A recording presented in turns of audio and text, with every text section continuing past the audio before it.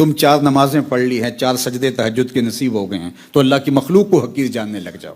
تمہیں لوگوں سے نفرت ہونے لگ جائے کہ یہ گناہگار ہوتا ہے، تم کون ہوتے ہو؟ یہ فیصلے تو اس دن ہوں گے، وہ کس کو معاف کرتا ہے، کس کی گرفت کرتا ہے۔ اگر وہ گرفت کر لے، اپنی نعمتوں کا حساب لینے لگ جائے، تمہارے سارے سجدے ایک پلڑے میں ڈال دیں، ایک نعمت کا بدلہ نہیں ہوں گے۔ جو بھی بخشا جائے گا اس کے کرم سے بخشا جائے گا۔ خیر کرو لیکن کسی کو حقیر نہ جانو۔ وَخَالِقِ النَّاسِ بِخُلُقٍ حَسَنٍ۔ اللہ کے محبوب سے پوچھا گیا، سوال کیا گیا، حضور جو لوگ جنت میں جائیں گے اس کا سبب کیا ہوگا؟ حضور نے فرمایا 2 چیزیں، تقوی اور اخلاق حسنہ۔ کبھی بھی اپنی زبان نہ بگڑنے دینا، کبھی بھی اپنے رویوں کو ردی نہ ہونے دینا، اپنے لہجے کی متانت کو کھونے نہ دینا کبھی بھی، جو بھی حالات ہو جائیں، جو بھی لوگوں کا رویہ ہو، آپ کا رویہ خوبصورت ہونا چاہیے، آپ کا انداز لوگوں کے ساتھ اچھا ہونا چاہیے، لوگوں کے ساتھ حسن سلوک کے ساتھ پیش آئیں، خندہ پیشانی کے ساتھ پیش آئیں۔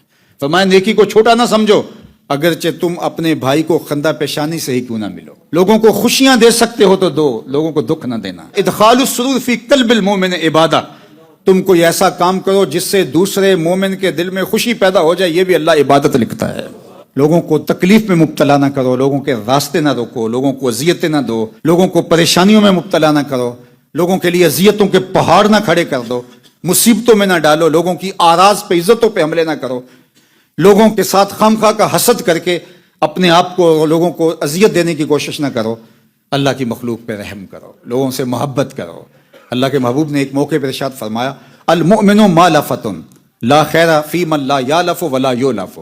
مومن مرکز محبت ہوتا ہے، محبت کرتا بھی ہے اور محبت دیتا بھی ہے، محبت بانٹتا ہے، محبت تقسیم کرنے والا ہے، آسانیاں پیدا کرنے والا ہے، مشکلیں پیدا کرنے والا نہیں ہے۔ وہ اللہ کی مخلوق کو حقیر نہیں سمجھتا۔